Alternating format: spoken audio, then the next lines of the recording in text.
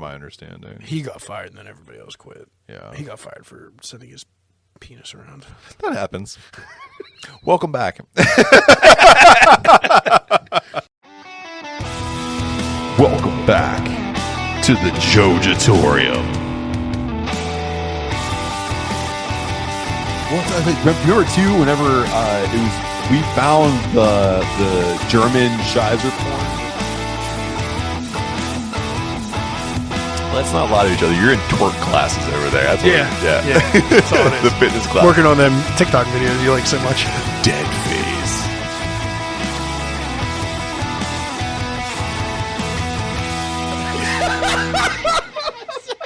Got right in front of you. Welcome back to the Jojitorium. You know who it is. It's Adam. It's Matt. And just so you know, Alexa Bliss is pissed about our listener numbers too. Matt Anderson. Is that even your real name? So here in the Jojitorium, the boys bask in the days of their yesteryears, and everyone likes a little boost remembering something they loved. So what if I said Chinooki and White Lightning? Makes you miss Full Pint, doesn't it? Well, miss them no more, because Full Pint is back and rolling hotter than before with the classic brews you grew to love and some exciting new beers to satisfy the nerdiest of craft beer enthusiasts. Grab a pint at their Warrendale site where kiddos and puppers are more than welcome. And if you want to grab and go, you can snag a 4-pack of your favorites at over 20 different distributors from Katanning all the way to Robinson. Check out fullpint.beer for full details and give them a follow on social media to get daily updates on tap lists, food trucks, events, and much more. Just make sure you tell them the boys sent you. So, Adam, we are back in the Jojitorium for another fantastic episode of Decaying with the Boys. What's up, my biscuits to my gravy? How you doing? Oh, you make me blush. I want to say real quick, before we go anywhere else, I had a pumpkin spice thing that I really hated, and I think whenever one of us gets punished, I'm going to bring it to the buffet. You just going to leave it a surprise? Yes. Okay, that's fine. I almost threw up. And speaking of Full Pint, it's getting really close to Night of the Living Stout season. Oh, yeah. Which I'm excited about. They have, what do they have, that Dawn of the Night of the Living style. What is that? Yeah, it's a white stout. Yeah. It's like, go on Hop Nation, I think it was like 2 episodes ago, or last episode. I think it was their last episode. Yeah. Well, by the time you're listening to this, it was 2 episodes ago. Yeah. So go check them out. I talked to the owners and operators and brewers of Full Pint, and they talk about that beer, and it sounds amazing. Yeah. So fall season's here, man, and nothing makes me think of fall more than Night of the Living Stout. I remember that beer like it's a pillow. It's amazing. That and Spooky Tooth are Pittsburgh staples. Absolutely. And I reloaded on Spooky Tooth very recently. My fridge overfloweth with the tooth. I still don't think I've had a pumpkin beer. I've had some Oktoberfest because it is Oktoberfest season. But Marzens are great, man. saving that pumpkin till now. I mean, it's a nice crisp, like 55 degrees out right now. Beautiful, yeah. It's pumpkin weather. It certainly is. So, speaking of beers, Adam, we're in round one. You brought some beers, put them together, got round one beers. What we got? Hey, round one beers. We got Party on 5th from Cushwa Brewing Company. They are out of Williamsport, Maryland. But I brought this one because they collabed with a Pittsburgh brewery, which is Dancing Gnome, very well known. And they did what Dancing Gnome is very well known for, and that's an Imperial Double New England IPA. Oh, wow. Okay. Imperial/double. Technically, I usually say double. Yeah. But it is, like I said, a double New England IPA, and it is features Nelson, Amarillo, and Ella hops, and the aroma gives you a mix of white wine, grape, and citrus, and the taste is fruit forward but balanced. It sounds really elegant. Let's check it out. So if you want to find what's going on with Cushwa, all you have to do is search them out. It's Cushwa on social media. And I would like to thank them for their Untapped page being filled with information. Yes. It sounds delicious already. So, of course, search them out on social media. These kind of beers, I love them. I can't have too many of them, but I'm very excited to have this one, only because when you tell me double New England, I know this thing's going to be juicy AF. Yeah, and this is another one. If anybody wants to know where to get it, I got this one at Two Daughters in Mount Lebanon as well. I think it's the same place I got all mine from the Dennis episode we had. Yes. Two Daughters is killing it with their takeouts. So right off the rip here, while Adam takes his first sip, I'll tell you, this thing is so cloudy, there's no way you're going to see through it. It is exactly what you think it's going to be when it comes out of the can, and I can smell it for days. Adam, what's your first sip taste like? I do get a very winey aroma on the nose, and it's a fruit forward, but yet still bitter double New England. It's not super sweet. Like it's kind of dry. It's definitely not dry, but it's getting there, and it has bitterness, which I like the bitterness. Bitterness doesn't linger.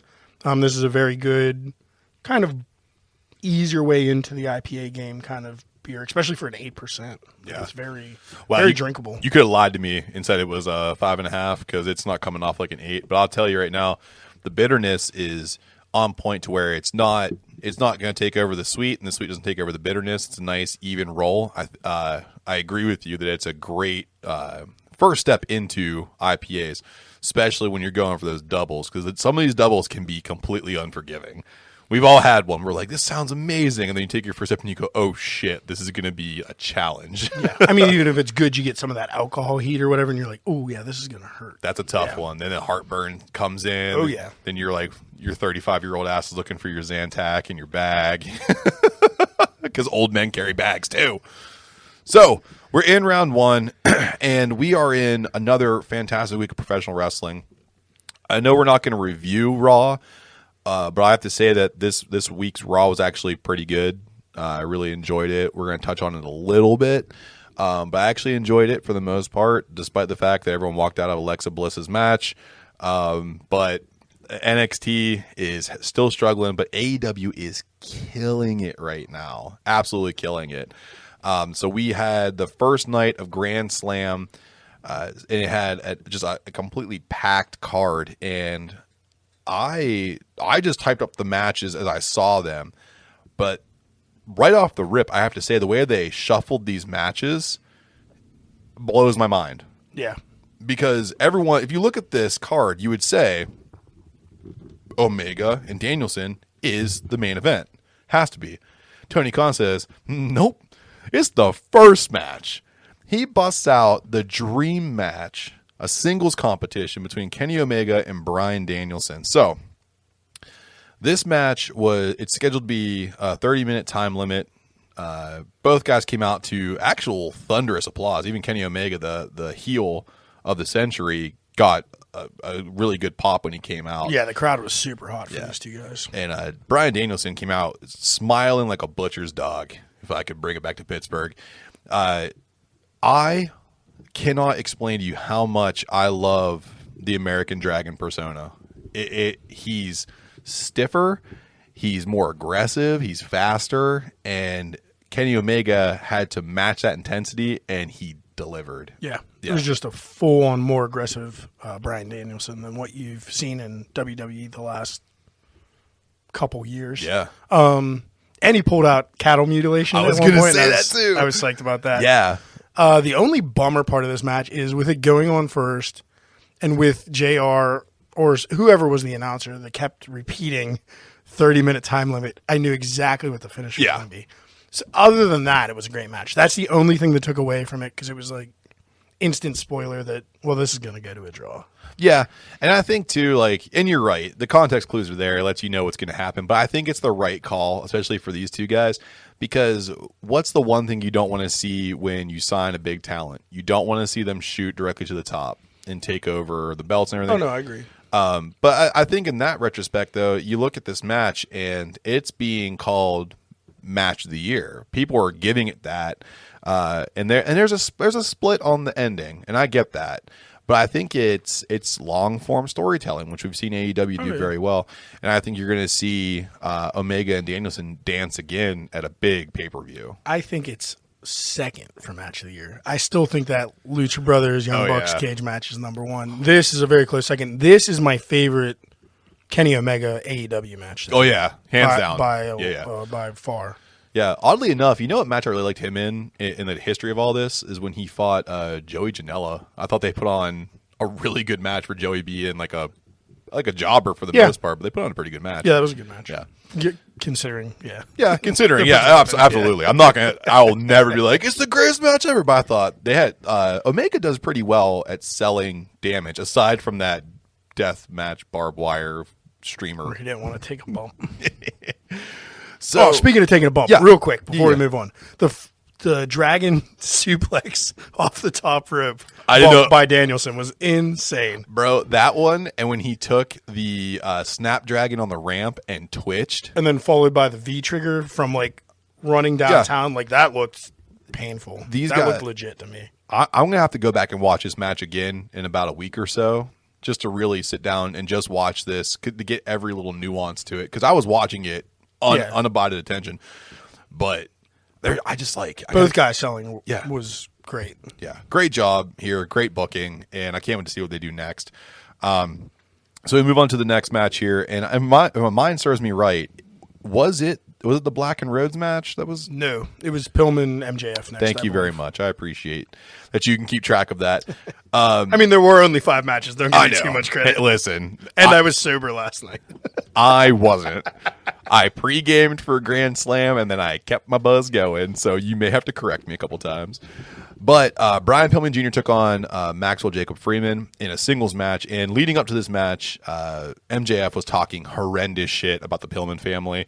Took on everybody from the late, great Brian Pillman, his mother, his sister, and anyone who... His aunt, who basically raised him, Everybody. What's up, Methany? Just really going to town on Brian's family. Here's the thing. You know that MJF's going to come out on top here. You just like... The thing for me about this match was I wanted to see how he was going to do it. Because Pillman is actually... like. I know he's doing more dark elevation stuff, but he's a pretty good wrestler, man. I mean, this is a good opportunity for him to have a main event style match in front of a lot of people on national television. And I thought he did a great job. Yeah, I'm not going to pretend to be a genius about it, but for as young as I think his career is, like from my recollection of when he like started in MLW, like he's doing pretty well for how new he is at this. Yeah, I agree. He's not great when you compare him to somebody who has 5 years of experience or something on television, but he's getting there quickly. Oh, yeah. He did well. This was his best singles match by a long shot that I've ever seen. Hands down. And I like it. I like him in the Varsity Blondes tag. I like everything about him in that except their name and their gimmick. I like them as a team. Yeah. But I can't stand their entrance music. Can't stand the Letterman jackets. Can't stand It's fun. It's fun for the kids. The kids. Yeah, fun for the kids. Go watch WWE, kids. I thought this was PG. So good back and forth here. Pillman really got a lot of offense in here, and I felt that MJF was doing a fantastic job of selling. MJF does 2 things very well. He pisses everybody off, and he sells offense. He was on display because anytime he got any stitch of offense in on himself, he was flexing for the crowd. He was flicking his dick all over the place. I mean, he just did what heels do, and MJF is, and I'm going to say it, and you can come after me if you want to, he's the best heel in wrestling right now. I agree completely. Currently, yes, he's the best heel, and he's the best on the mic out of anybody. He's at least up there. I can't think of anybody who's better than him right now. Yeah. Like when he grabs the mic, I'm like, oh, here we go. Yeah, I stop what I'm doing to watch what he's doing. So and I mean, you knew he was going to get the win. He was very close to his hometown, just on the other side of New York. But his parents came too, which is great. Like, I hate MJF signs and MJF sucks T-shirts. I forget who they did the interview with, but somebody had a microphone, like some internet show, and went and found them in the crowd and like interviewed them before the show started, I guess. And his dad's like, I know my son's a prick. He's just too old. I can't beat his ass anymore. I'll go to jail. And then his mom butted in and was like, I can still kick his ass. And then too, if MJF was anywhere near them, he was like, all right, you old bitch, let's see what you got. Right. So the ending of this match, I think, was perfect too, because Brian Pillman went for like a high-end fly move off the top rope, and he got caught in the Salt of the Earth armbar, which MJF also sells very well. It's exactly what it is. It is just a routine armbar, but he like really flexes his back into it and he sells it. And Brian Pillman did a great job. He tapped out quick, which I thought was kind of, I wish he would have held on for a little bit longer. Like he ripped on your dead dad and talked to him. Yeah, I mean, he was selling like an arm injury, like from halfway through the match though. Like MJF was working that arm a lot. So it was, I think it was okay. I mean, great match. And I want to see what Brian Pillman does next. I don't think that this feud's over. hope it is. I don't I think they it should is. revisit it down the road, but I don't think this is something that needs to be lingered on any longer. Unless you, like, throw them both, like it's Varsity Blondes versus MJF and Sean Spears or something. Oh, that'd be cool. Like, if you throw it into a tag mode, I could see it getting a little more life. Mm-hmm. But I'm good with this for now. Yeah. Let Pillman go do something else and then revisit this in like a year. Yeah, I think Pillman would do really well kind of trolling around the mid card right now and racking up some Just wins. gain some experience, get some more singles matches. For sure. Yeah. So we move on to the next match here. And this one is Malachi Black taking on Cody Rhodes. Correct. Thank you. I have enough pumpkin spice in my brain and beer from last night. I should be able to function. So Malachi Black has the coolest entrance right now. The mask he has, the entrance he has, it's just like, it's dominant. I love it. And then Cody Rhodes came out like straight up fucking Homelander. And again. And I'll get into why I love this so much momentarily. I'll tell you why right now. I'm telling you right now. Well, there's two big reasons why I really enjoyed this. So, Cody Rhodes brought back Arn Anderson, who finally is back from quote-unquote injury. And then he brought out his lovely bride, Brandy Rhodes. She came out to accompany him down, and she was wearing her best Wonder Woman outfit. Yep. Brandy Rhodes is just really beautiful. I can't... Yeah, she's like, what, 4 weeks post having a baby? I think she posted, she's 3 months postpartum, and she looks like she never had a kid. 3 months. 3 months. I didn't think she was gone that long. No, I look like I'm 3 months from having a child. Yeah, just keep her out of the matches. That part pissed me off. It was a bit too much. So, Malachi Black and Cody Rhodes, good chemistry here, first and foremost. I know people give Cody a lot of hate for how he wrestles. I think he has good chemistry with just about anybody. I don't think there's any consistency issues. The only consistency issue I saw here with this match is, number one, Brandy Rhodes, please don't get into the ring. Nope. Don't do that. Brandy Rhodes got into the middle of the ring when Malachi Black hit some stellar offense, crossed his legs, and was waiting. Brandy Rhodes crosses her legs, sits in front of him, says, "Fuck you," gives him the birds. Gives him the birds. Yeah. And then the other spot I really wish wouldn't have happened was Arn Anderson trying to run the curtain. I just don't know what the hell he was trying to. The spot was there. I know what the spot's supposed to be. He was trying to send himself back into the injury. Like, he went around the post. I thought he had it, and then he just fell. Yeah. I think that's legit. That didn't play into the match. Nope. Because he got back up on the curtain after that. Yeah. So. And then he got hit off again. Or the apron, not the curtain. Yeah. I don't know why I call it a curtain. I don't know. But yeah, he was on the apron, tried to cross over. You know what? He got called Jungle Boy for that shit. Yeah, I don't know what it was about this match. I wasn't like super interested the whole way through. It didn't grab my attention as much as their first meeting. I thought Cody got a little too much offense in, or it was just a little too long. I don't really know. And then at the end, I expected a turn or a run in, or I was really looking for like Buddy Murphy to show up, to be honest. Well, I heard today that AEW completely passed on Buddy Murphy. Oh no, Bud Murph. But Impact has him. Like the contract is ready for signature. Cool. Yeah. Well, he'll be somewhere. Oh yeah, but sure. Yeah, I don't know what it was. It wasn't a bad match. It just and then the finish was Malachi Black's spit the black mist into Tajiri. Cody's face for the win, which I was like, okay, that's fine. But it didn't make him look as strong as I wanted him to coming out of this.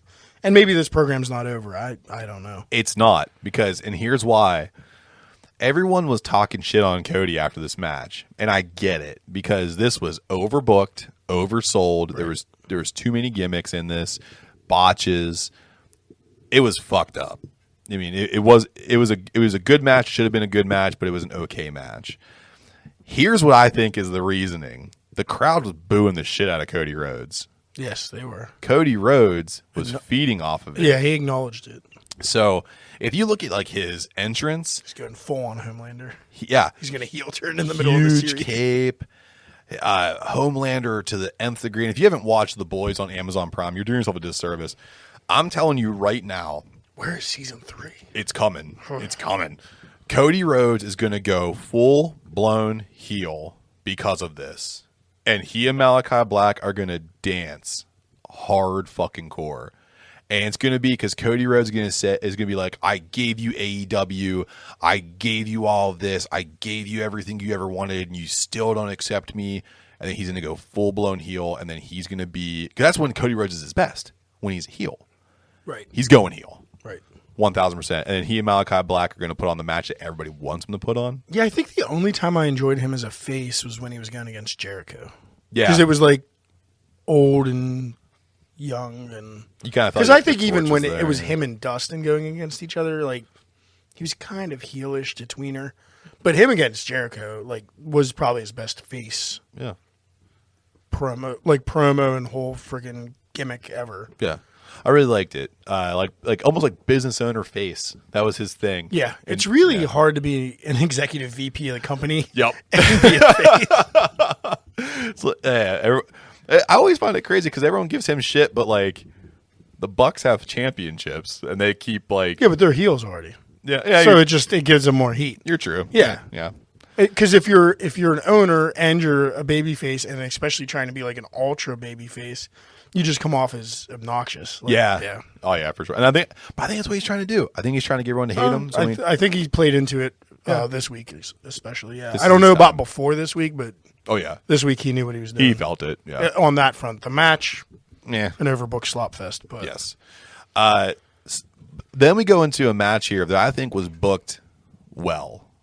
And this is the Sting and Darby Allin taking on FTR, Cash Wheeler, and Dax Harwood. So, of course, with Tully Blanchard as a side card. So, the reason why this match, to me, played well is because Darby Allin and FTR did a great job of wrestling around Sting. Yes. Sting was able to do the things that he does well without looking like he's losing a step. People on Twitter were like, oh my God, does Sting actually have a fluid, solid match? That's the illusion. He had a solid match because he had a 3-move set. I'm running from corner to corner. I'm going to beat my chest, and I'm going to lock in the Scorpion Deathlock. Do a couple chops. That's it. Yeah. That's all I need to do. And Cash and Dax did a great job of selling. They did a great job of wrestling around Sting, and Darby Allin, of course. The thing I loved most about Darby is that he got hung up in the tree of woe at the end, and right when you thought Dax was going to come in and like do some heel shit and fuck up the Deathlock, Darby hits that coffin drop on the apron. Looked brutal.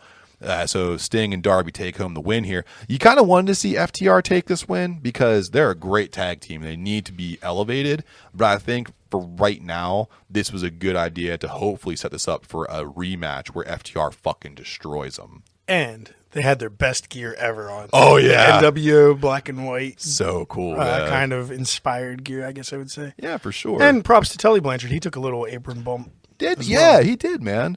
I tell you what, what's the match everyone was like bitching about that Tully might be in? Is it Tully and Arn, or who's it? Tully and somebody? No, Tully's been talking shit on Sting. So Tully and Sting. Oh God. Please don't. No, don't. I don't want to see an old man die on TV. Only if you do it like, here's what I'll say. If you do it like this, if you make it somehow where MJF is feuding with Darby Allin, and then it's Sting and Darby taking on MJF and Tully. No, I still don't want to see it. That's the only way. To me, it's the only way it's going to work. In a theatrical match, maybe. Because then if one of them dies, you can just scrap it. Yeah, you just edit over it. Just ignore it. Sting goes into But the I would like to abyss. say Paul White / Big Show, take notes. This is how you should book a match at your age. Even though I think Paul White's probably 10 years younger than Sting. He is, but he's 30 years past him. On the knees, Oh, Jesus Christ. Sting looks good. I'm just going to put out there, Sting looks good. He looked great. Yeah. I mean, he's wrestling in a T-shirt, but other than that, he looks great. But he doesn't need to. I mean, he's still... Oh, yeah. It doesn't matter. Better body than I do. Badass gothic grandpa. I don't care. Hell yeah, bro. And I liked he had the fucked up face paint, too. It looked good. Yeah. Dude, if he goes full Joker again, that'd be funny. Please don't. Don't go Sting Ledger. So we ramp up to the main event of the night, which I thought was the coolest idea for the writing, because you hooked everybody with the Daniel Bryanson and Kenny Omega match, and they all stuck around. Daniel Bryanson. Daniel Bryanson. I'm not going to let that slide. Bryan Danielson. There you go. Bryanson. I make money with the words that come out of my mouth. Brian, dude, you have 2 first names and you just keep adding son to the end of it. I just get confused. Daniel Bryanson, though, sounded like he just joined Cobra Kai. Yeah, it fucking does. There's no mercy in this dojo. It's like the evil twin of Danielson. Oh, yeah. It's Brian Danielson. He's the enemy. Rewind. It's like Noob Sabat. He's from the nether realm. Brian Danielson. So you build up to the main event here with Dr. Britt Baker, DMD, of course, with Rebel and Ms. Hayter taking on Ruby Soho, who has nobody in her corner for the AEW Women's World Championship. And you knew off the rip that Britt Baker was going to have some assistance in this match because Ruby is built up to be quite formidable, which she was. This match was really good. There's only one botch that was kind of glaring, and it was right at the beginning too. Yeah, it was like the first minute in. Yeah. It was. I think they were going for like an arm crank. Yeah, but one of them miscommunicated and started like backing like it was going to be an Irish whip. Yeah, like it started bouncing off the rope, and then they just took it to the outside. I thought Britt played it pretty well because she sold it like she had a head injury. She's like, "Oh, I'm just too dizzy." And she kind of like fell out of the ring a little bit.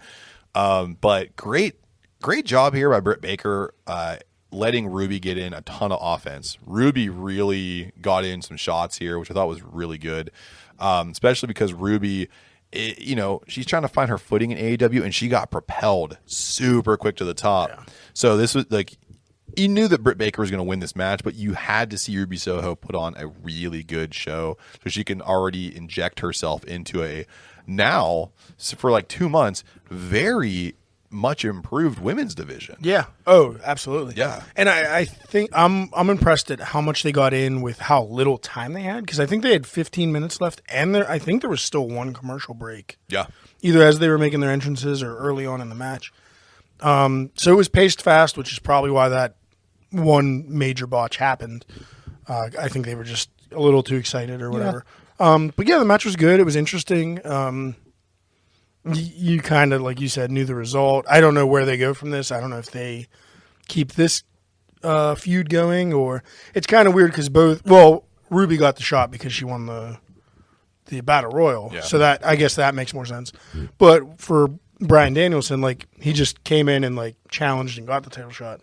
So are they going to go make the stats matter again and have them get some wins now and then come back into it? Or well, I think the stats still mattered with the Kenny Omega and Daniel Bryanson match. See, I did it on purpose.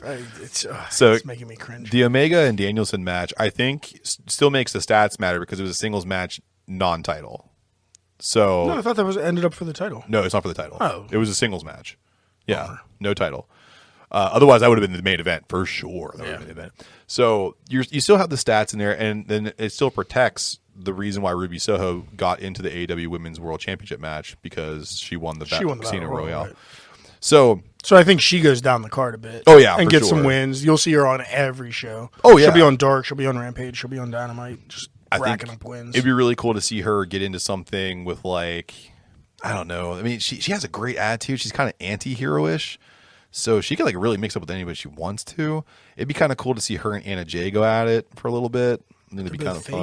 Right now. Well, I don't know, man, because Anna Jay is she's beating the shit out of that Jersey or that Philly chick. Yeah, but she's priming herself to be the leader of the Dark Order. Yeah, that's fine too. Yeah. And they're gonna go heel. They're gonna go straight heel. I think her and Tay Conte are getting them women's tag title. Well, I hate to burst your bubble because we'll talk about that in a minute. Did Tay get injured? Nope. Oh, good. But I just, like, before we move on from this altogether, going back to Bryan Danielson and the stats. Daniel Bryanson. Can I start a little hashtag don't forget about Cowboy? Like, come on. Oh, yeah. I hope he doesn't fade out of the title picture. I don't think he will. I think what's going to happen here is he's going to be one of those, like, comes out of the mist. No one forgot about him, but everyone was not thinking about him. Right. You know what I kind of mean? Do you think he's going to be back for Full Gear? Yeah, yeah. He's going to be back for Full Gear. Because there was already chance last night of, Cowboy shit. It was faint, but it was out there. It was starting up a little bit here and there. And he's... Yeah, kind of in the post-match beat. Yeah. You could hear it. Yeah. and he's primed. He's primed to jump right into that spot to start challenging again for the title. What would be kind of cool is if you let him slowly take out members of the elite to get his wins built and then back one up. week he just accidentally takes out Luchasaurus. Yeah. Well, I think your hatred for With a shotgun. I'm going iguana hunting. So the put a nice little package here on the Baker and Soho match. Again, Baker has her stable. I don't think that she needs to have them interfere as much as they do, because their interference was directly related to her putting in the lockjaw, which she didn't need that, because she's shown on multiple occasions she has the skill set to win on her own. And I think this is ultimately there's a collision course between Baker and Thunder Rosa, and that has to happen, and it has to happen pure. There can't be any outside interference when those two go on, and you have to build up the facts that Britt Baker can carry a match without outside interference. And you're not doing that here by having them interfere against Ruby Soho, who, if you look at in comparison, Ruby Soho isn't on the same level as Thunder Rosa. So if you have to interfere on Ruby Soho, then you're just like setting up that you have to interfere with Thunder Rosa. Right. So I want to see Britt Baker win some pure matches, so that way she can build herself as like NWO style. Like, yeah, like they were all like a big band of people, but if you look back at the tapes, those guys won matches on their own. They were just a skilled group. That's why I want Britt Baker to be with her little stable. I want them to all be like formidable people. I mean, Rebel won't be, because she's always gonna be like a cheerleader, but like her and Hater should just be like superhuman. Right. Yeah. I agree. Yeah. So I'm looking forward to see what happens here. Ruby Soho is going to really propel the AEW's women's ranks. It's going to be it's a cool time for wrestling right now, and it's a great time for women's wrestling. I want to see what Ruby does. So best of luck to Ruby Soho and Britt Baker. We fucking love you. So from Buckle to Bell, the boys bring you the best wrestling news in the biz. So you thought we weren't going to talk about Ric Flair and his helicopter penis. Well, you're wrong. Because he is showing off Space Mountain, and it's a hot topic right now. So if you're not watching Dark Side of the Ring, meet Spin.Rick. 1, 2, 3. But if you're not watching Dark Side of the Ring right now, you're doing yourself a disservice. Dark Side of the Ring is probably one of the coolest docuseries just in general. They do a great job of covering factoids from wrestling from yesteryear all the way to modern wrestling. It's so cool. Yeah, and before we get into this story, this one covered the plane ride from hell, which I'm a nerd. I listen to shoot interviews from everybody that wants to give one. So I've heard this story a bajillion times from wrestlers that were interviewed for the show and not. And this was still unbelievably interesting the whole way through. Yeah. And this week's is about Canyon, and I can't wait, because the way especially WWE treated him when he was allegedly trying to come out was horseshit, and I really hope they get into it. Like, WWE might be on a downslide with this second half of the Dark Side of the Ring season. It did not start off well. No. In this second episode, they're not going to look good either. And, I mean, nor should they if they did what he claims they did to him. If half the shit that Canyon says happened, Yeah. I can promise you right now, here in the Jojitorium, we will not cover. It's gonna make it. It's gonna make a. It's gonna make a beloved superstar look really bad. Yeah, and I can tell you right now, Adam, we won't cover them. It'll be done. We'll talk about Dark Side of the Ring, but we won't cover them anymore. Yeah. We'll get real cool with MLW and GCW. So, like Adam said, the Plane Ride from Hell episode debuted on Dark Side of the Ring, and it's a recap of one of the most notorious events in modern wrestling. So if you don't know what this is all about, several wrestling megastars were traveling on a plane, and they were going from one venue to the next. And on this plane, they were actually on their way home from the European tour. So I think they were coming from UK, Ireland, maybe England, and they were flying home. So it was the end of a long tour. Yeah. So everyone tried to get real relaxed, and I think they said like more than 3/4 of the plane had gotten just shithoused. Yeah, because they got stuck on the tarmac for like 6 or 7 hours, right? And went through at least 3 bar carts, is what they said on the episode. Yeah, it is. And I'll tell you right now, if you didn't watch Ric Flair's 30 for 30, go watch that too. This dude could put liquor away. Watch that before this, because this is going to paint him in a different light. Yup. Yeah. So the mega controversy of this episode, of course, is focused on the Nature Boy, as flight attendant Heidi Doyle accused the dirtiest player in the game of forcing her to touch his genitals while he wore only one of his Nature Boy robes. This, and also too, someone said that he was helicoptering his penis at one point. So two very notable wrestlers have faced heat from statements they made in the Dark Side of the Ring episode.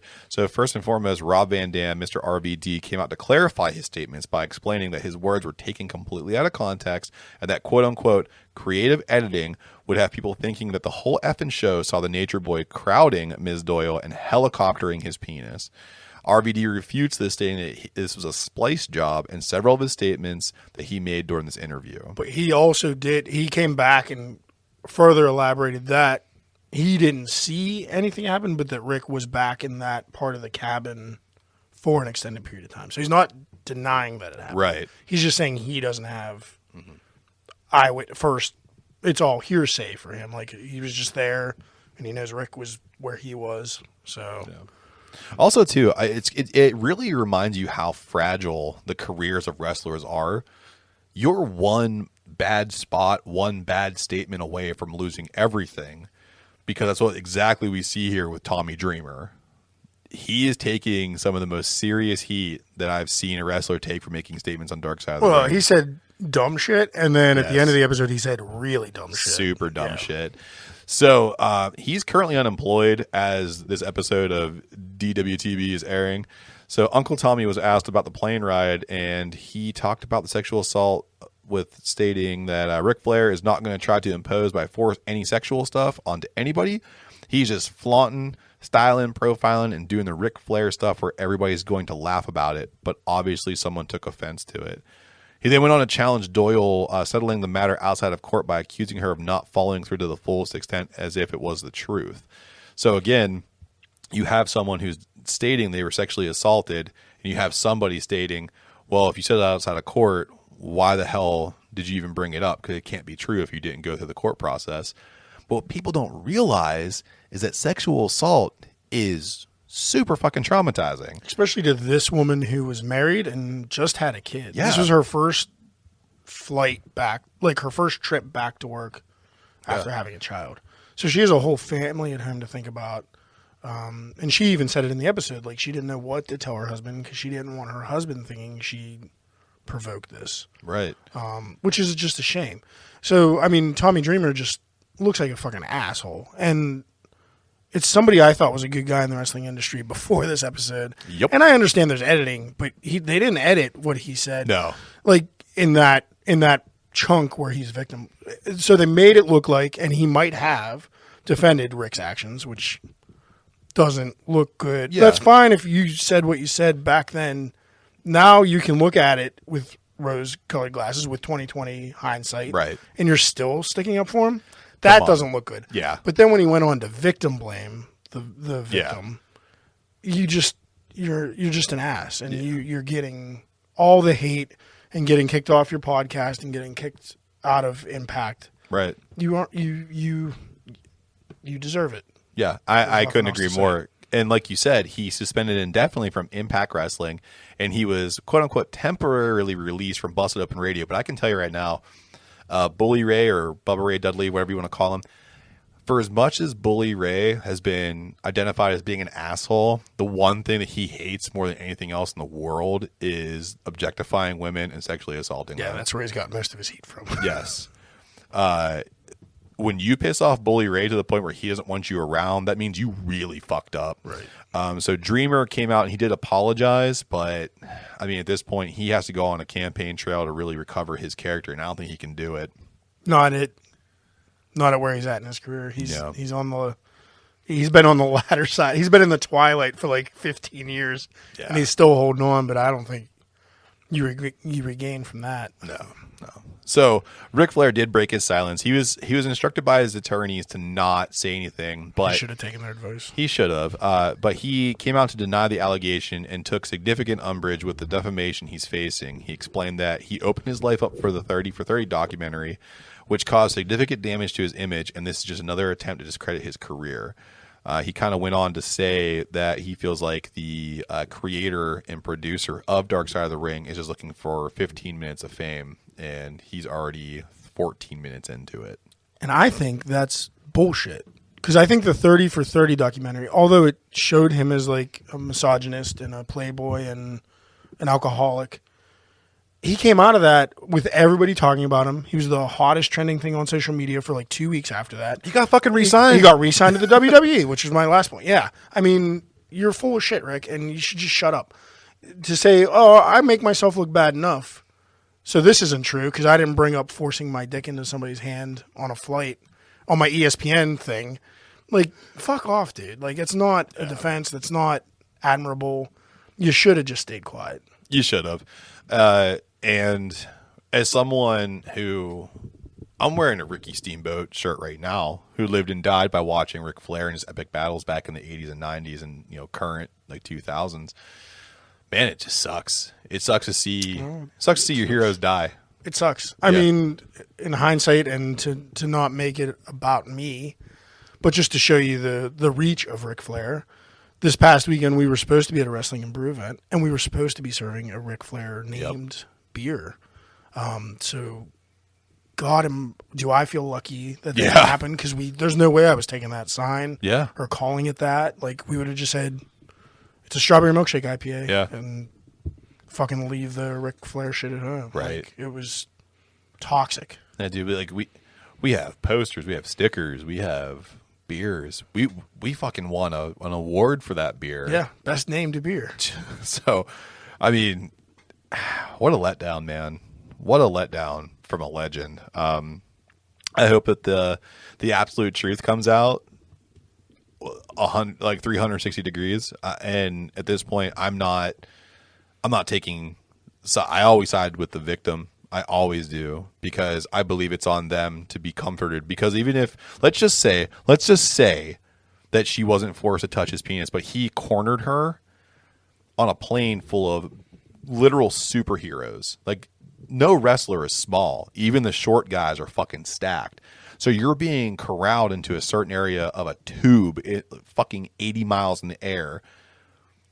That right there is traumatizing enough. So whether or not that he actually tried to get her to touch his penis, it doesn't fucking matter, because he corralled her into an area she couldn't get away from. It's not fair to her. Yeah, and I don't think she'd be holding on to a story for 19 years just to get sympathy now. Like, right. She was shook. She was shook talking about it. Yeah. And she was shook about every event that happened on that flight, not just this. This just happened to be the worst for her personally. Yes. But this was also after Mr. Perfect almost slammed through the emergency door and depressurized the cabin and everything else. Sucked the fuck out, Final Destination style. Gosh, I felt bad for everybody on that flight that wasn't drunk. I will be honest with you. It took me 3 hours to watch that episode of Dark Side of the Ring. I had to keep stopping it to walk away from it. Another person that came out looking not so great was JR. Yep. And they asked a great question, and I think he gave his honest and best response he could give in his defense on why Rick wasn't fired. Yeah. And he was just like, he's Ric Flair. He was too hot to drop, which is not a great excuse, but at least it was honest.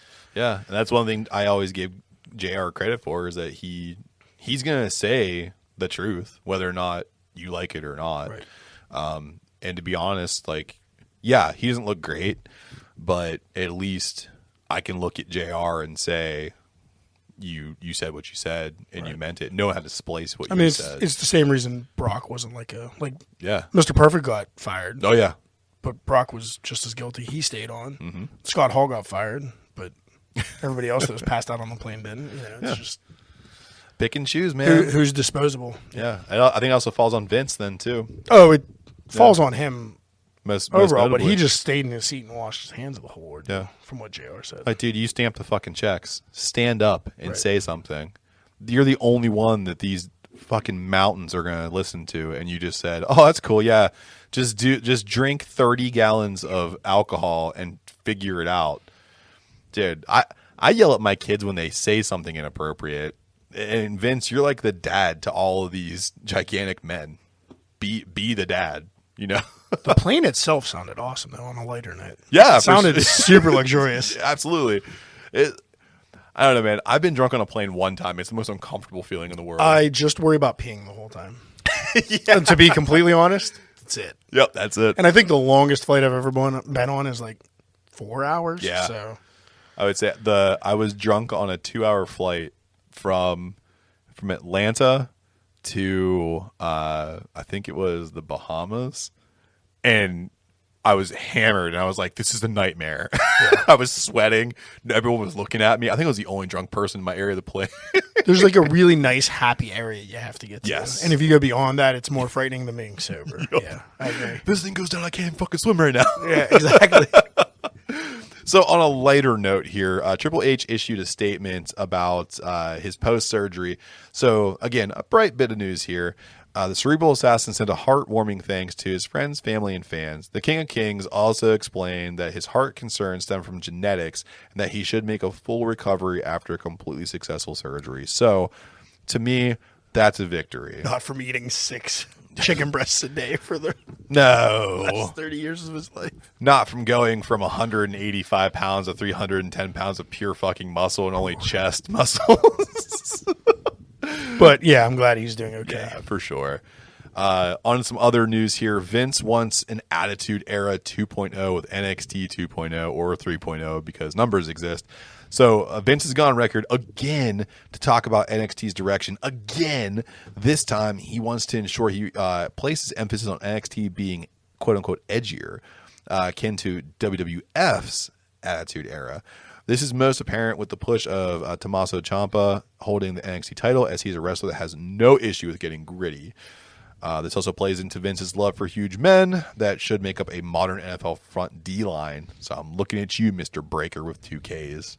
Yeah, I mean, I think it would make the product more interesting, so I'm okay with that. I saw he also noted he wants to switch up how the women dress, which is ambiguous, but yeah, it might be ill-timed. It came in for these bra and panty matches to come back. Yeah. Jesus Christ. That's all that fucking means. Like, Io Shirai, you're going to see her come out in what, a fucking thong now? Is that what do you want like a modern day Lita? Is that what you're looking for? No, come on. No, that's not going to... Stop it. Let women be fucking wrestlers. Let them wear whatever they want. Yeah. If they want to wear that, fine, but don't. Christ. Yeah. Let's not wink, wink, nudge, nudge, suggest stuff. Yeah. Let them just do whatever the hell they want. Yeah. Not whatever the hell they want, but... Nah, whatever the fuck they want. Yeah, whatever. I mean, whatever they want within, like, not getting flagged on. No! Whatever they want! Fuck the writers. Fuck the censors. So as we talk about on top of the show here, Raw did post improved ratings. So Raw saw a significant boost to the ratings after pulling Roman Reigns from the daddy of the whole organization, SmackDown, to appear in a triple threat main event with Big E and Bobby Lashley. Now, a triple threat match with this star power can either be incredible or a complete bust. And this match was on the border of being incredible. I thought this match was fucking incredible for how bad Raw's been. Was this week? Yes. I didn't watch. That's why I'm here. I suffer for the greater good. Nope, I didn't watch. So it was kind of nice to see all 3 men put on. So they had to bring 2 guys over from SmackDown to make Raw interesting. Well, I guess Big E's officially Raw now. But. Yes. Yeah, but Big E was on SmackDown and he got his ass beat by the Usos. So it was only inevitable that everyone would wind up on Raw to kind of like then take on the... It's great that they're muddying all these waters right before the draft happens. Of course. But all men involved had an opportunity to shine. Reigns, of course, ultimately owned the Raw yard as well, and Bobby Lashley was left wondering what to do next. So I just say, please let the Hurt Business get back together. Yeah, that'd be awesome. That'd be really cool. But yeah, I mean, the best way, which is impossible now for them to get ratings up on either or show, is to kind of make one the A and make one the B show. But you can't do that with one being on USA Now and one on Fox. And with those networks fighting with each other now too. Right. They both want to be top And blaming dog. WWE for everything. And then NBC's just in the middle of it. Like, we got the Peacock streaming app. Sorry. Well, that's USA. Yeah. Is owned by NBC. It's just so funny to watch. Because I'll say this, though, too. USA has their own EVPs, and they are bloodthirsty, man. Because USA is always hanging on by a thread. Yeah. They don't have a They don't lot. know what to do with themselves since they lost Baywatch and Silk Stalkings. Yeah. They've been All they've downhill been, from there. They've just been hanging on to the life raft of WWE since like 2001. I want to see lifeguards and I want to see lingerie. And I don't care who's fucking wearing it, but USA doesn't have it and they need to bring that shit back. My 13-year-old mind needs to be entertained. So, speaking of entertainment, we are going to take a break, but we are going to entertain you with some ads. You may have heard them before, but give them a closer listen because when you support them, you support us. And when you support us, we bring you some really cool stuff. So, we'll see you on the other side.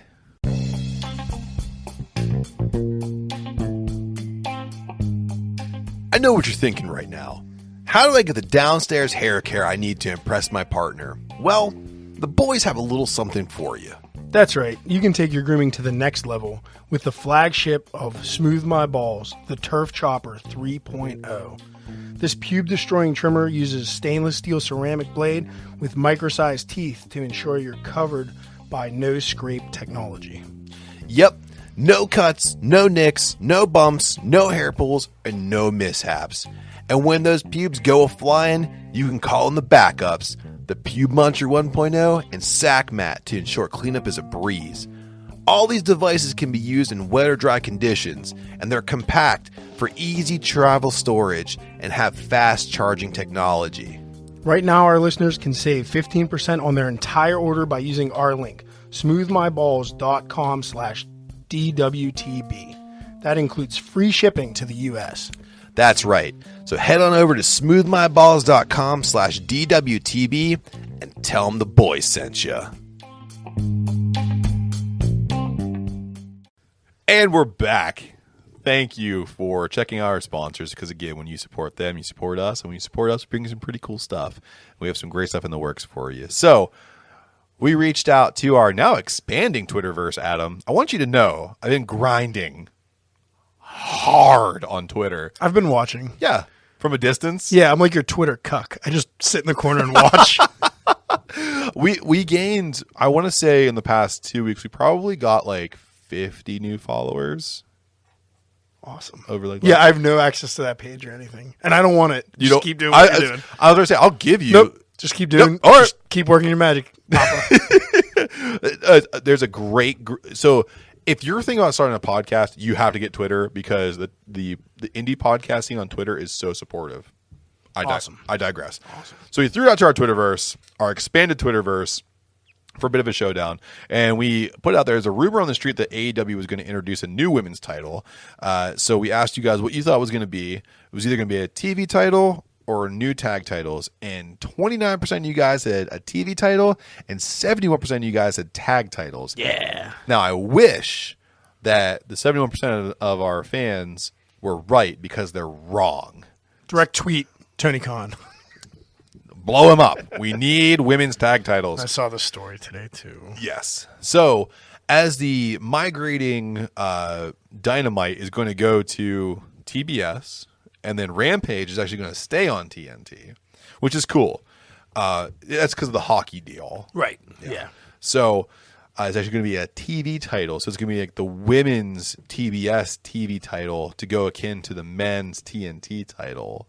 And the good thing, too, is that no one's brand specific to Rampage and Dynamite. No, because those networks are owned by the same company. So whoever wins can carry it wherever they want to. And I already believe that you're going to see someone like a Jade Cargill get it around her waist because I like that. She's killing the mid card for the women's right now, and she could put up a good match against some of the higher end talent because she's very strong.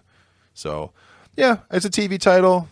29% of you guys are really smart because this voting ended before that story came out. So congratulations to the 20% of people who voted for it. So, Adam, we're in round 2.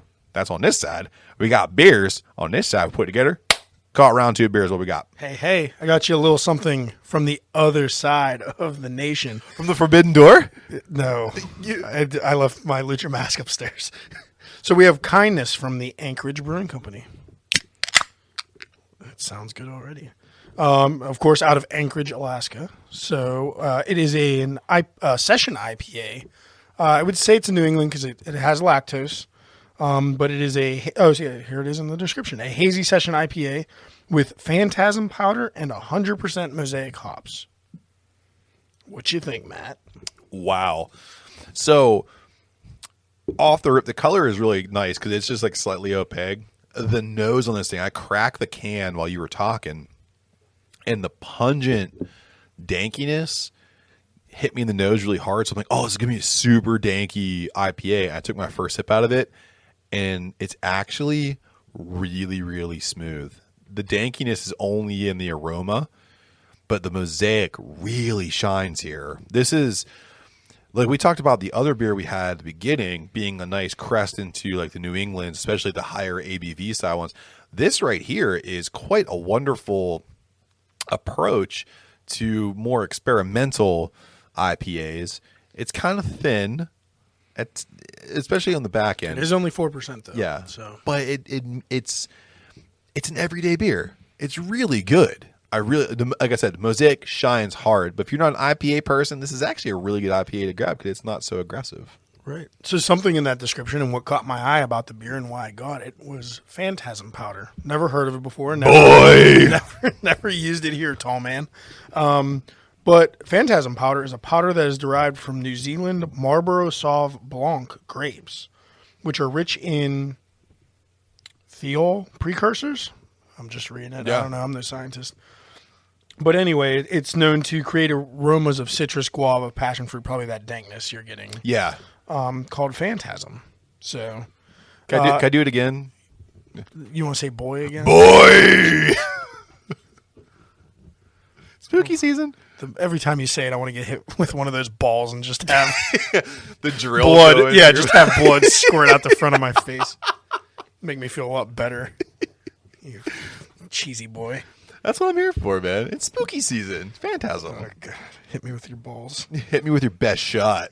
Hit me with your best shot, tall man. So, while we enjoy this great beer, we have to talk about something else that happens in October. Not just Halloween, Adam, but the WWE draft is happening in October. Woo! I know. So we've talked about how stale things have gotten on Raw and actually on SmackDown as well. You can't keep having the same matches every night. So WWE kind of picked up on that, and they're set to kick off the draft on October 1st, and they will conclude it on October 4th. Talent from all 3 promotions, that's Raw, SmackDown, NXT, will be up for selection, and we are on the clock. Current champion. So before I get into that, rules. Yeah, lay them out before I break them.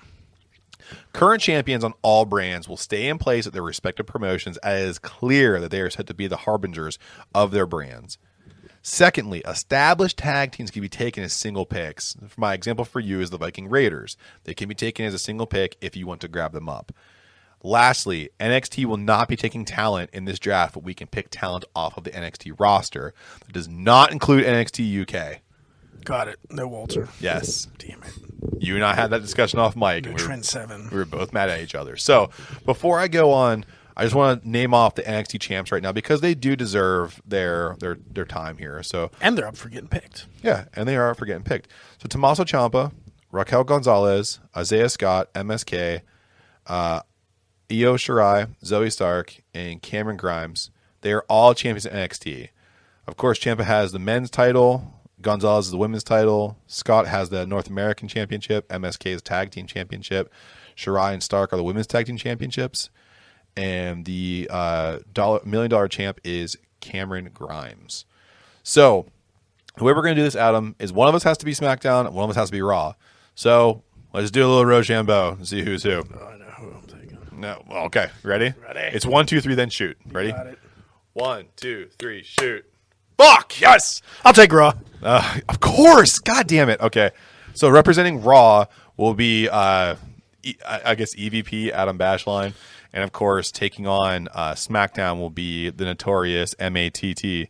So, Adam, just so you know, your champions that you have already in stock are the men's champion, Big E, women's champion, Charlotte, tag champions, RK Bro, and the U.S. champion, Damian Priest. And, of course, I take on SmackDown, which I have the men's champ in Roman Reigns, the women's champion in Becky Lynch. I have the Intercontinental champion, King Nakamura, and I have the tag team champs in the Usos.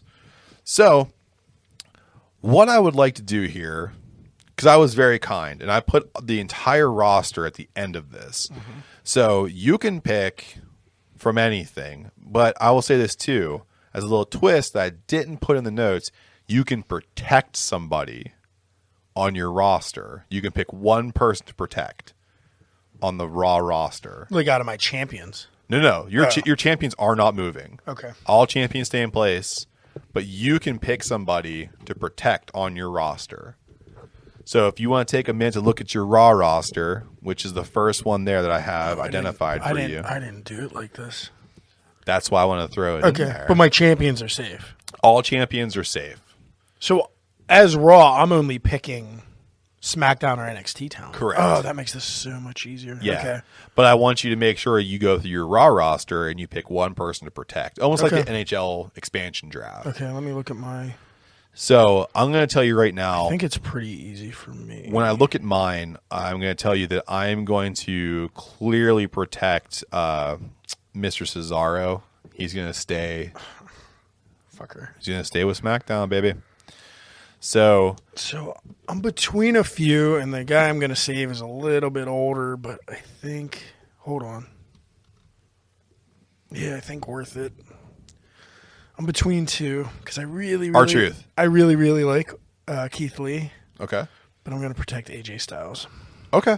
Smart move, because he is definitely a guy who can dominate mid-card, and he can also do some damage on the top end of things, too. You are going to have to forgive me, though, because I'm going to have to... I just wrote a bunch on my list, so I'm going to have to make sure they're on SmackDown before I say them. Yeah. So I'll do it as quick as possible. Totally I know fine. the guys on my list that are in NXT, but... Okay. Yeah, not a problem. I like that, because that really slims down my list by, Well, I also, too, wanted to, so. throw a little something in there, just to kind of, give you a little twist. Gotcha. That's the thing you get when you get to write the notes, So, if you don't mind, since you took the brand that I wanted, may I go first? Sure. Okay. So, first round picks are very important here, and a first round pick for me that I couldn't pass up even if I could try. I'm going to take Keith Lee with my first round pick because I feel that he's going to bolster my top end talent, and he also has the ability to be a mid-card dominant force. So I'm going to take Keith Lee from your Raw roster and inject him into the already juggernaut that is known as SmackDown. That's fine. I'm taking a better wrestler off yours. Ready, sir? Yup. For my first pick, Raw is drafting Finn Balor.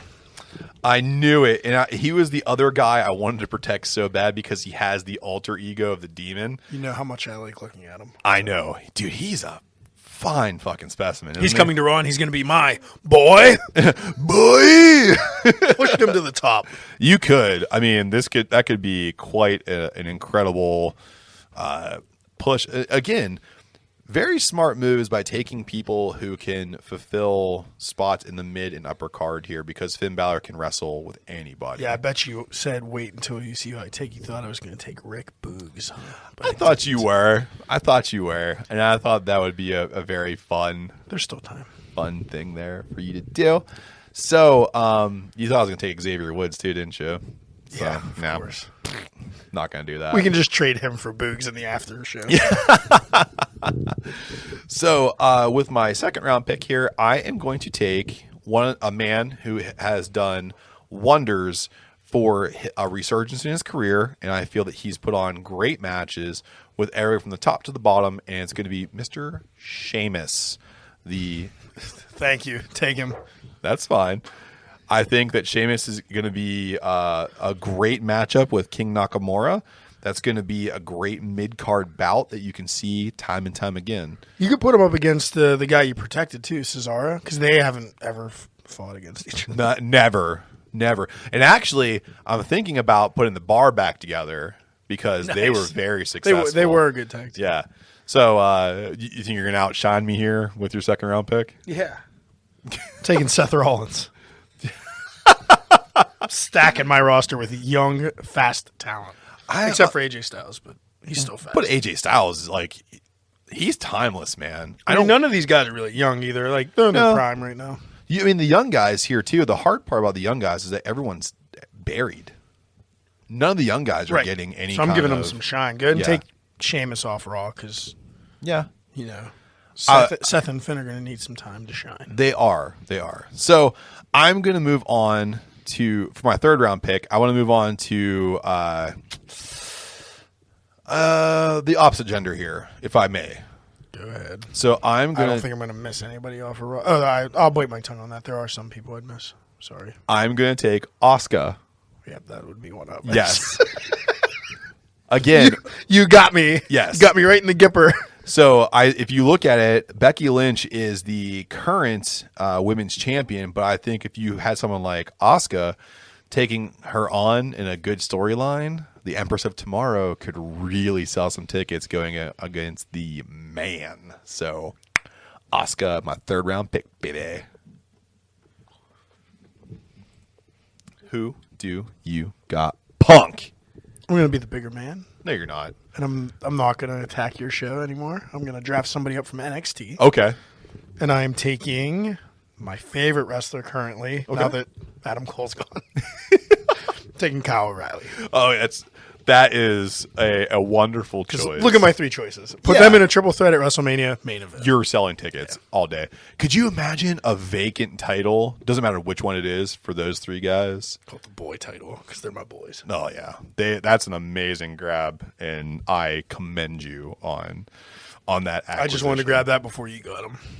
Yeah, because he was on my list for fucking sure, because that dude has put on extraordinary matches all across the board. Gosh, man. So I really want to dip into NXT myself, but the hard part for me is you took the one guy that I really, really wanted. But if we are going to, I really do like another guy down in NXT. And I think now, since you're thinking that way, I need to take him now, or you're going to take him. So I'm going to take Pete Dunne.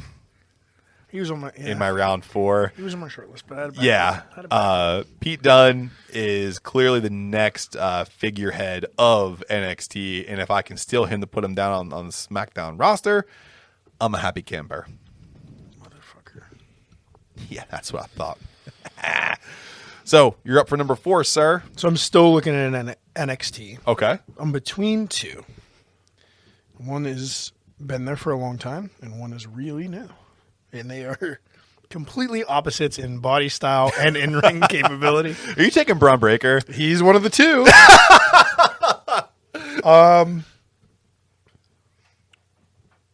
I think I got to go with the proven commodity, though, in this draft. Maybe next year, Braun Breaker. I'm going to take Johnny Gargano. That's a smart move, man, because Johnny G is... Oh, wait. I can't take NXT champions either, right? Nope. NXT champions are Never mind. off. Yeah, then Johnny Gargano. Otherwise, I was taking Ciampa. Oh, yeah, of course. Right. Yeah, if we were able to take NXT champs, I would have just went... Boop, boop, I boop, completely forgot to even look up there. But he's the only one out of the champs I would take right now. Well, I mean, Isaiah Scott would definitely come in my top 10, but not in my top. Yeah. So would MSK. But So I think for me, as a fan of tag team wrestling, I have to take a tag team with my last pick. I wanted to save it for last because I think that the SmackDown roster needs a resurgence in tag team wrestling because you have Usos and Mysterios every night.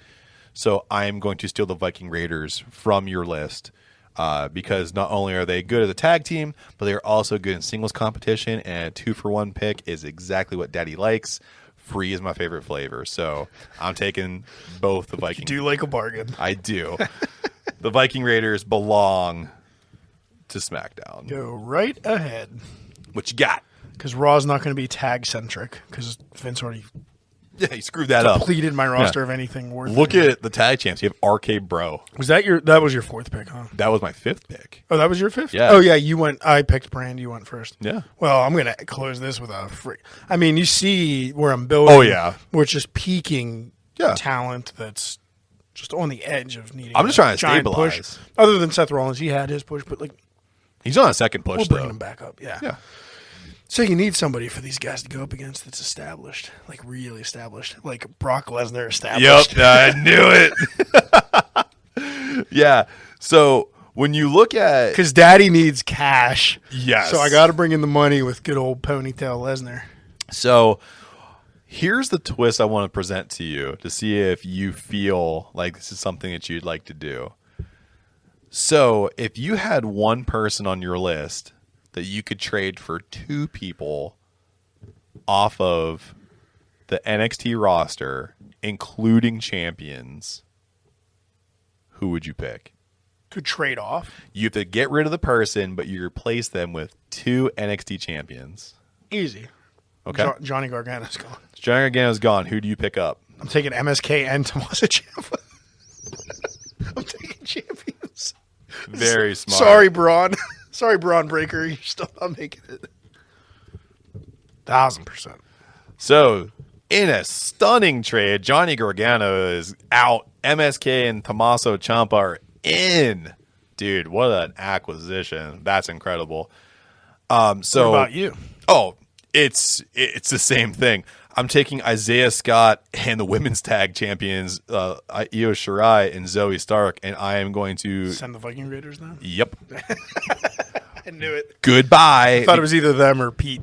Because no, Pete Dunne, I need him. I don't know. I don't know, dude. Well, here's what I'm going to say. I think that the women's division on SmackDown is good, but when you don't have anybody to build up, and when you bring in two significant talents like that, the price of one, you're really bolstering your women's roster. And plus, you leave more room on NXT then for someone to grow. So I am taking the NXT Women's Tag Champs, and I'm taking Isaiah Swerve Scott for sure for the Viking Raiders. So the Viking Raiders go down to NXT, and they can hang out with Johnny. They were their best there anyway. Yes. So Get them away from Vince Swerve. yep. So I think we have a pretty substantial card here. So let's run back down for yours. So you already have Big E, Charlotte, RK Bro, and Damian Priest holding titles. You've picked up Finn Balor, Seth Rollins, Kyle O'Reilly, Brock Lesnar, and in a stunning trade, you've gotten rid of Johnny Gargano, and you've acquired MSK and Tommaso Ciampa. On the SmackDown side of this, you have Roman Reigns, Becky Lynch, King Nakamura, and the Usos, and I have acquired Keith Lee, Sheamus, Asuka, Pete Dunne, Io Shirai, Stark, and Scott. So, Isaiah Scott. That's a pretty decent lineup. Pretty decent. Yes. But, and I'm also saying, like, the whole reason I took Raw is because RK Bro and Damian Priest. Like, RK Bro, I'm breaking them up immediately. Oh, I got yeah. two other single stars there. Could you imagine having like I'm not even going to have a tag division. I was already saying, man, you have nobody to tag with. Nope. So you're going full single centric. That's why you and I differ so much, because I love tag wrestling. I do too, but there's like, what am I? I'd have to pick 5 tag teams to make a tag division on Raw. Well, that's right the other now. thing too, man. You like RK. I mean, I took Bro is- MSK. I'm going to rebuild it from the bottom. Yeah, I mean, you could, or you could break MSK up too and have two fantastic singles. Once O'Reilly and Ciampa get their singles pushes, I'll put them together in a team. That'll be a pretty good tag. Could team, you so. imagine Keith O'Reilly and Seth Rollins being a tag team? You mean Kyle O'Reilly? Yeah. What did I say? Keith. I'm sorry. Can you imagine Keith O'Reilly versus Who's that? Daniel Brierson? Sorry. Could you imagine O'Reilly? Oh, who's that on the ramp? It's Pete Dune. I fucked that up too, didn't I? Matt Rydell. It's Riddell. You're really shit. Riddell. I am. I'm really bad. You know, that's crazy too, because like I do a lot of talking on this podcast, but I fucking suck at names, I man. just hate people's names. Yeah, They're just not important enough for you to know. I'm so cool that I don't give a shit about your name. You don't fuck up Mark Calloway. No, I don't, because he's a friend of the podcast. We'll see what happens after Dark Side of the Ring. We might have to revisit that. I couldn't draft anybody over from AEW either, right? No, we'll do that at some point too. We do like the full mix up because we want to include like GCW, MLW, and all those other guys in there too. There's lots of talent on those rosters as well. So down the road, I think we'll do a massive draft, and we'll just like draft for our own company because we had the fantasy card for the Jojitorium World Wrestling Federation. So Adam, we gained a lot of new listeners, so I threw out to everybody, like, I wanted listener questions, comments, and whatevs. So the first two are actually just reviews we received on Apple Podcasts, and they're very sweet. So first and foremost, reviewed and rated in Apple, you have a cool-ass podcast. That's a very simple review, but let me just tell you, as two guys who work really hard on this podcast, that hits me right in the feels. I'm having a feels trip right now. Did you know this person? No. Oh, These are newly acquired people. Cool. Oh, I know who the second person is. Yes, very interesting, and the hosts are very likable and easy to listen to. A must-have on my podcast itinerary. Do you know who that is? Yeah, thanks, Mom. No, no, I have no idea. It's a gentleman that has a great sports podcast. Oh, cool. Yeah, Awesome. Matty Ice's Sportscast, and it's fantastic. So, like, if you liked ESPN back in the late '90s and early 2000s before it got all fucking argumentative, he brings back that original flavor where it's good sports talk and non-confrontational, and you just get lighthearted, a little comedic. Yeah. Really good job over there. And he took the time to listen. He listened to a bunch of our episodes and gave us a great review. Thank you, sir. I will start listening. Thank you so much. And then, of course, with all the new people who've listened to us, everyone's asking the question, how do you guys pick your topics to discuss and debate? Which is a great question, because I think we kind of keep it pretty diverse. You know, we're definitely a wrestling podcast, but we tend to go left of wrestling. I mean, today's episode is pretty wrestling heavy, but we like to sprinkle in a little bit of beer, sprinkle in a little bit of horror movies. Yeah. And, all the things we like. But how do we pick topics? Well, I guess a little, like, to get real technical about it, we kind of usually have a beer or two after the podcast. And we talk about what we're going to do in the next week. Look up if there's any wrestling events happening, beer festivals, beer releases, horror movie releases, anything that falls in our wheelhouse. Is there anything big coming up? And then if not, we kind of just brainstorm. And, like, it doesn't stop here. Like, we'll text each other constantly throughout the week and things like that. And any breaking news we let each other know about. Yeah. And that's the beauty of having... the questions that come all the time too is like, when you start a podcast, what are some of the major things that you want to have happen? I think this kind of answers this question too. I always say, be around people that you really like talking to. And before we had this podcast, you and I would do this without microphones. So this is very natural. So like Adam and I are really, really good best friends. And it's easy for us to talk to each other about this kind of stuff. And we have different tastes, although they're aligned. They're different enough to where we can talk about things. So I think for the games we play, for lack of a better word, which is so much competitions fun, we get into, that's where we focus on our differences. Yes, because that's where it gets fun. Yeah, and that's real too. By the way, we never give our picks beforehand. No, like all we'll do is say like, oh yeah, let's do like a top 4 for like horror, like we did the horror movies with professional wrestlers. We just talk shit to each other for a week. Like, wait till That's why that one got so heated. Yeah. And I don't know. Well, it's because, peek behind the curtain, we were going to do it on the Dennis episode. Yes. So we both knew we were going to do that a week earlier. And then we just had an extra week to talk shit. Yeah. So we had so much time to research. Oh, yeah. And all we did was, like, Adam does this thing where he'll send me, like, voice cuts in my texts, and it's always just like, wait, you see what I do, motherfucker? So we kind of stir each other up too before we get to it. So we'll pick things we like and pick things we can talk about at least for 20 minutes, and then we'll just kind of go after it for a little bit. Yeah. I mean, Matt writes the bulk of our topics and asks me if I agree or disagree, and for the most part, I agree. So which is great though. it's not very hard. I think the nice thing though too is that you have no problem saying like I don't like this, I don't like that, or I want to put this in or take this out. And I don't know how people do this alone. I have no idea people Or podcast alone. if there's late breaking news, Oh, I'll just be like, your news looks great. Just throw it to me at the end. I have a story I'm going to pop in there. Yeah. And it's great. It just works. It's good fluidity. So that's how we do it. Yeah, because if definitely. it's super late breaking, sometimes you'll be here. We have the mic set up. I'll be like 20 seconds before we go to record. I say, hey, at the end of the news, just throw it to me. I got a story. Right. And it's always pertinent too. So again, find someone you like doing this with, because doing it by yourself is kind of hard. And then pick things you like to talk about, because trying to make shit up doesn't really work. And another thing for us, like, I know we like thought about going true crime or just horror podcast. And there's just people we know that do that better and do that really well already. Yes. Not to say that there's not a wrestling podcast, but a lot of the wrestling podcasts are news heavy or recap heavy. So we like touch on the recap at our level and kind of make fun of the matches, go into the news, keep it as lighthearted as some wrestling news can be, some can't be. And then we move on to a game. Like we try to keep round two fun and absolutely.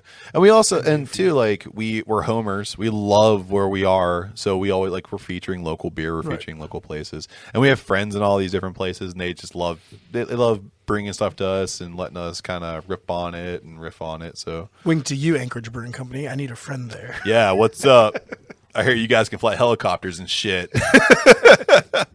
So speaking of beer, speaking of giving people what they want, Adam, what is on tap and where can you find us? Yeah, there is very little on tap.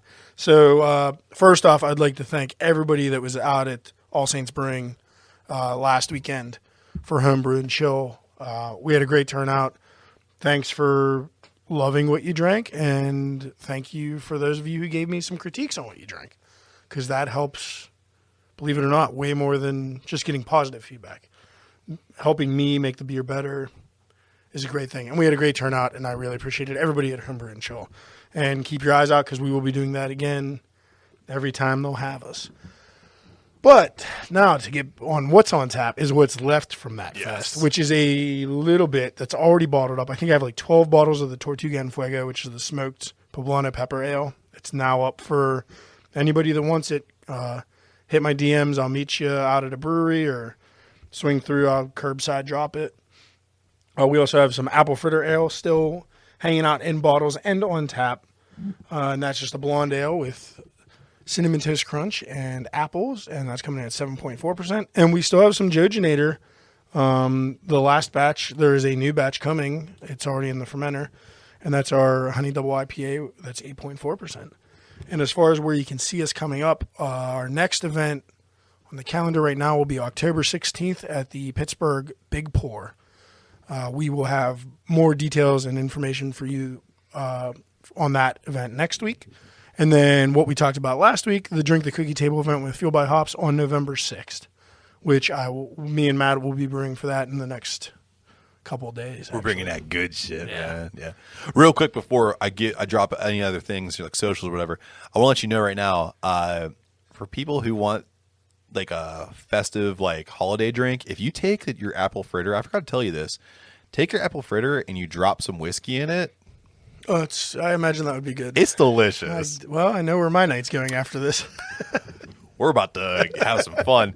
But if you want to find out what's going on with Adam down here in the Brew Lab, all you have to do is follow him on all social media. It's Facebook, Instagram, and I force him to get on Twitter, and that's at @bash_brew. Also follow him on Untapped. And if you want to know what's happening here with the boys in the Jojitorium, just follow us at Decay and WTB on all social media. That's Facebook, Instagram, and Twitter. And keep sending in your listener questions, comments, and whatevs to decayandwtb@gmail.com. Don't forget to rate, subscribe, share, do whatever you can to make this podcast even better for you guys. So from where we are here in the Jojitorium, for wherever you guys are listening to this podcast, until next time, cheers. Cheers. And I got a whiskey lined up already. Crown Vanilla, baby. Yeah!